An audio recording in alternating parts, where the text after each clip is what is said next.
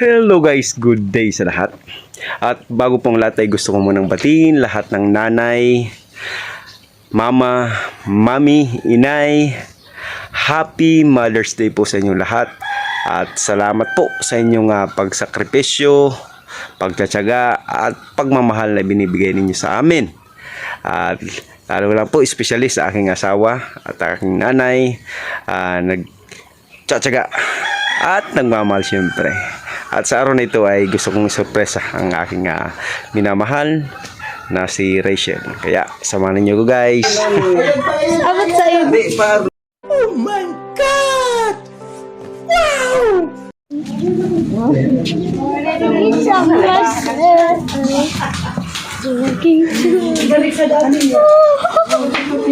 Happy Mother's Day!